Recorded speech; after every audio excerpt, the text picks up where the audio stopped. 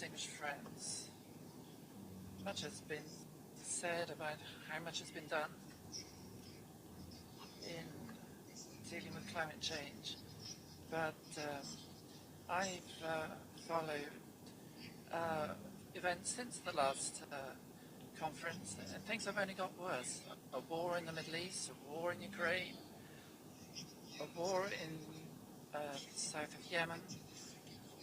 There are more than 50 conflicts in the world which are having a harsh effect on the climate and on our planet.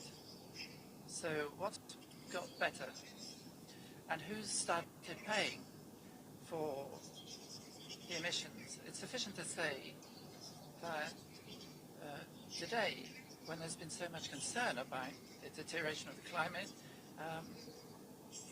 all we see is people who are responsible for this are absent from this climate, and we've just had the presidential election in the United States. So the question is, how effective are our actions at such meetings when the President of France,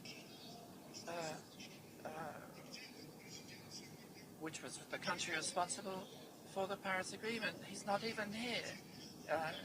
He feels it's not relevant. So there's nothing to be proud about at present, but what we can do is thank our Azerbaijani colleagues for the excellent organization of this summit.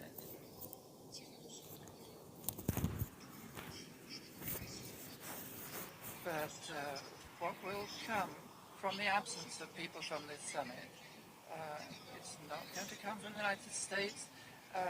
Recently, so many people died in Valencia, which shows what we're doing about improving the climate. But I have to say that there's nothing to hold against our country. We are strictly complying with all our obligations. But since there is this deep-seated bureaucracy in the UN Secretariat, it's almost impossible to say anything substantive. I will say just a few key things.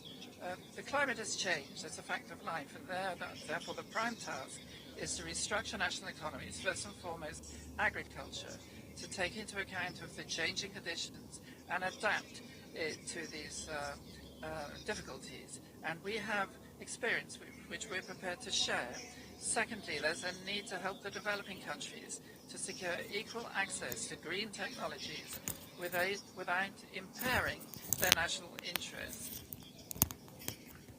and so that they don't become enslaved as a result. And everything needs to be done to do away with those things which hamper international technology, trade and exchange of innovation and best practice. Thirdly, we've already had to deal with a situation when new production, which is positioned as more environmentally safe, nonetheless does even more damage. And objectively, there's a need for new approaches to a comprehensive assessment of the potential impact of innovation on the environment throughout the entire life cycle of such production. This and other areas require a consolidation of international efforts, and not mere words but deeds. And therefore it's time to move from words to deeds, and those who have to pay must pay, and not hide in the shadows. Thank you very much.